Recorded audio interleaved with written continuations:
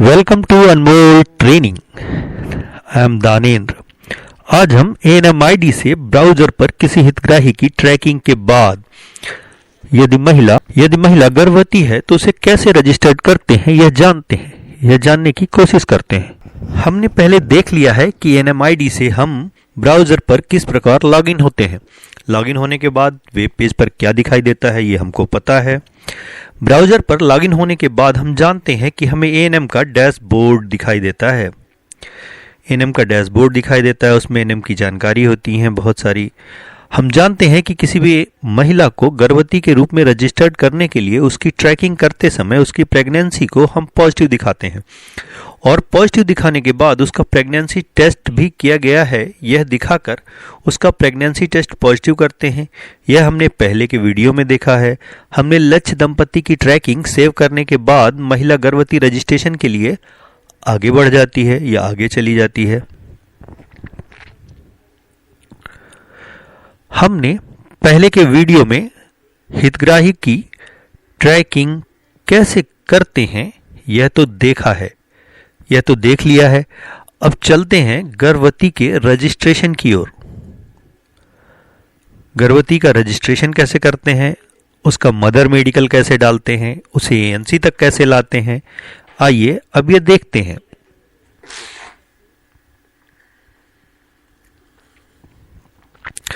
कई बार ऐसा होता है कि यदि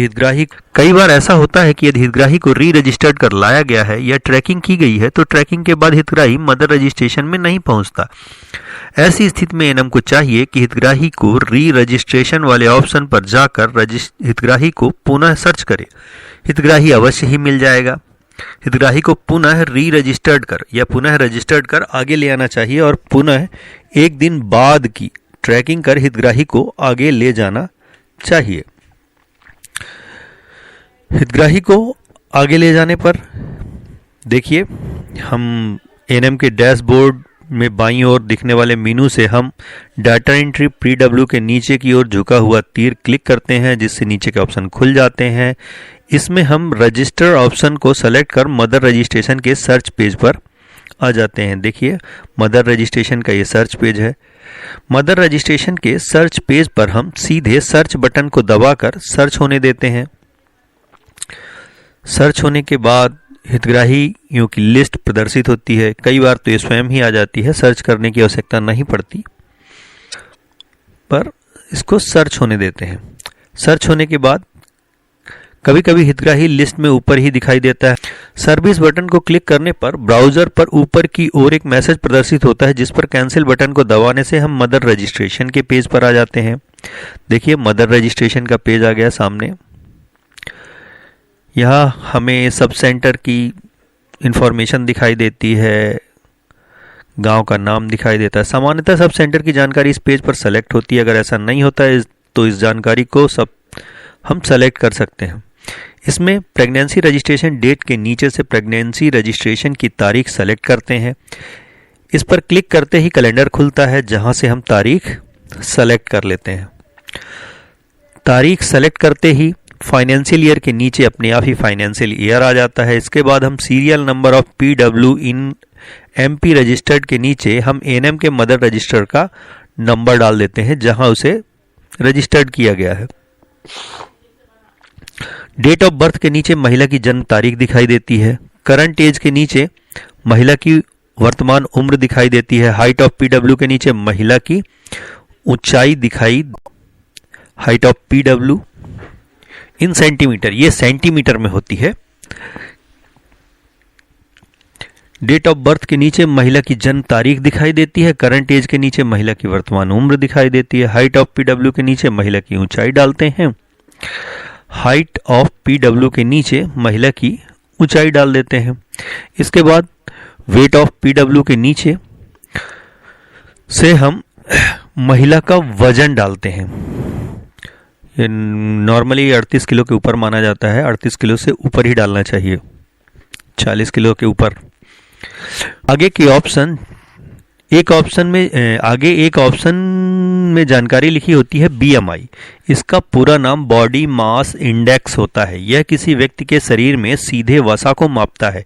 यह एक स्क्रीनिंग टूल होता है। इसमें 18.5 से 24.9 तक का बीएमआई मान स्वस्थ वजन माना जाता है। 25.0 से ऊपर ज्यादा वजन माना जाता है। 25.0 से ऊपर ज्यादा वजन और 30 से ऊपर का बीएमआई मोटापा माना जाता है। तो हाइट और वेट का अनुपात होता है ये। इसके नीचे पता लिखा जाता है। कास्ट के नीचे से कास्ट सेलेक्ट किया जाता है, एससी है, एसटी है, ओबीसी है। रिलीजन के नीचे से धर्म सेलेक्ट किया जाता है, हिंदू है, मुस्लिम है, सिख है, ईसाई है। और मोबाइल नंबर अगर बदला गया तो मोबाइल नंबर, नहीं तो मोबाइल नंबर पहले से ही दिखाई देता है। इसके बाद हम सेव बटन दबाते हैं जिससे डाटा सेव हो जाता है और एक मैसेज प्रदर्शित होता है। दिखने वाले मैसेज में हम ओके बटन दबाते हैं जिससे पेज का डाटा सेव होकर स्वयं ही मदर मेडिकल वाले सर्च पेज पर पहुंच जाता है। देखिए, मदर मेडिकल के सर्च पेज पर स्वयं ही कुछ समय बाद हितग्राहियों की लिस्ट प्रदर्शित होती है। यदि ऐसा नहीं होता तो हम स्वयं ही सर्च बटन को दबा देते हैं जिससे हितग्राहियों की लिस्ट कुछ समय बाद सर्च होकर आ जाती है। हितग्राहियों की लिस्ट कुछ समय बाद सर्च होकर आ जाती है। देखिए, यहाँ सर्च फिल्टर लगे हुए हैं। इस लिस्ट में से हितग्राही को सर्च फिल्टर लगाकर या लिस्ट में आगे पीछे जाकर सर्च करते हैं। इसके बाद हितग्राही के सामने बाईं ओर दिखने वाली सर्विस बटन को दबाते हैं जिससे पेज पर ऊपर की ओर एक मैसेज प्रदर्शित होता है जिस पर हम कैंसिल बटन दबाते हैं। इसके बाद हम मदर मेडिकल की जानकारी वाले पेज पर आ जाते हैं। देखिए, हमने सर्च को क्लिक किया। सर्च को क्लिक करते ही ऊपर की ओर इस पेज पर एनएम का नाम, सब सेंटर, गांव का नाम, आशा का नाम पहले से ही रहता है। अगर नहीं दिख रहा है तो आप सेलेक्ट कर सकते हैं। एलएमपी डेट के नीचे दिखने वाले बॉक्स में जब हम क्लिक करते हैं तो एक कैलेंडर खुलता है जिससे हम महिला की एलएमपी सेलेक्ट करते हैं। यहां से हम महिला की एलएमपी सेलेक्ट करते हैं। महिला की एलएमपी सेलेक्ट करते ही पेज पर फाइनेंशियल ईयर या वित्तीय वर्ष की जानकारी, साथ ही रजिस्टर आफ्टर 12 वीक प्रेगनेंसी वाले ऑप्शन पर यस या नो प्रदर्शित होता है, जो यह दर्शाता है कि हितग्राही के रजिस्ट्रेशन के समय प्रेगनेंसी को 12 वीक हो गए थे या नहीं। Week of the pregnancy at the time of registration के नीचे रजिस्ट्रेशन के समय प्रेगनेंसी को कितने सप्ताह हो गए थे यह दिखता है। देखिए, यहाँ 30 हफ्ते दिख रहा है क्योंकि हितग्राही का लेट रजिस्ट्रेशन हुआ था। यहाँ एक बात का ध्यान रखें कि जो एएनएम अनमोल ऐप से फीडिंग कर रही हैं उनके लिए यह आवश्यक है कि किसी भी हितग्राही को रजिस्टर्ड करते समय इस बात का ध्यान रखें कि हितग्राही की एलएमपी के कम से कम 9 सप्ताह बाद ही रजिस्टर्ड करें। यदि एएनएम ऐप पर काम कर रही है और 9 सप्ताह से पहले हितग्राही को रजिस्टर्ड करती है तो वह डाटा त्रुटि में चला जाता है। अतः रजिस्ट्रेशन करते समय इस बात का ध्यान रखें कि गर्भवती की एलएमपी रजिस्ट्रेशन के 9 सप्ताह पहले की हो। ऑनलाइन में तो कैलेंडर में दिनांक हाईलाइट ही नहीं होता, डालने के लिए तो गलती होने की संभावना कम रहती है, लेकिन ऐप में दिनांक डाला जा सकता है लेकिन डाटा सिंक नहीं होता है और त्रुटि में चला जाता है। इस बात का विशेष ध्यान रखें।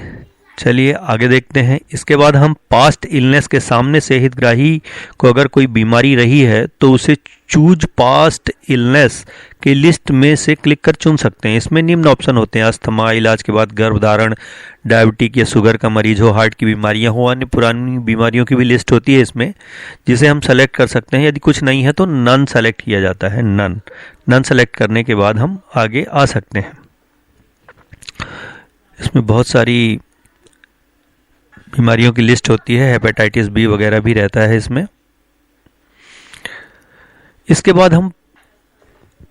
बाद total number of previous pregnancy के नीचे से हम क्लिक कर पहले कितनी बार गर्भधारण हो चुका है यह सेलेक्ट करते हैं। इसके बाद total number of live birth के नीचे से हम कितने जीवित बच्चे पैदा हुए यह सेलेक्ट करते हैं। Total number of live birth के नीचे से।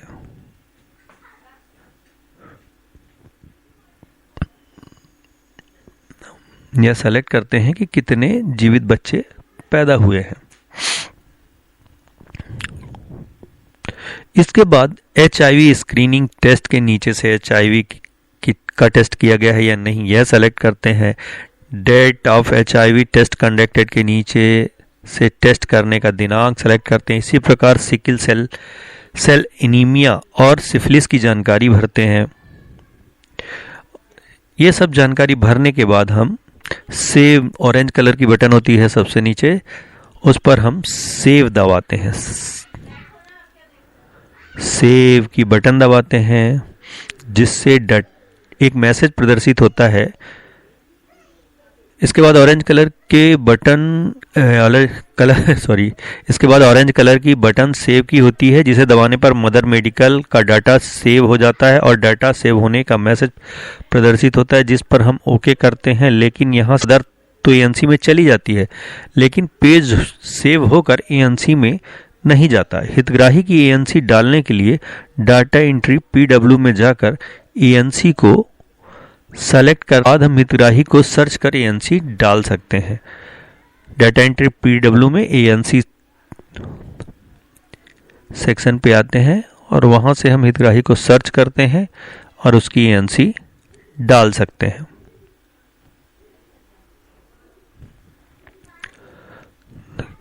यहाँ कुछ चीज़ें बताना आवश्यक है। कुछ NM का कहना है कि मदर मेडिकल का डाटा तो सिंक हो जाता है लेकिन ANC सिंक नहीं हो रही है या त्रुटि में चली जा रही है, लेकिन ऐसा नहीं है। जो डाटा पुराने अनमोल ऐप से रजिस्टर्ड हुआ था उनकी ANC केवल फैसिलिटी ID से ही डाली जा सकती है। इसके लिए CHO सब सेंटर की ID का उपयोग करें। CHO ANC डाल सकते हैं, ANM नहीं डाल सकती। जिस ANC का डाटा बार बार त्रुटि में जा रहा है उसकी ANC CHO ID से डालें, अपने आप वो सिंक हो जाएगी या वो डाटा इंटर हो जाएगा, उसमें कोई त्रुटि नहीं आएगी।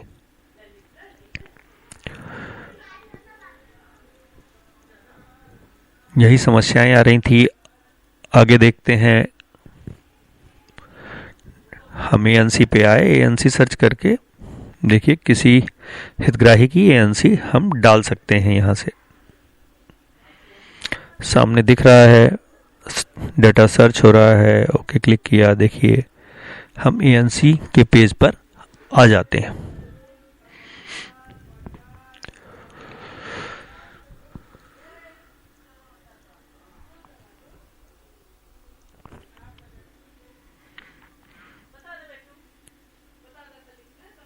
यहाँ सारी चीज़ें।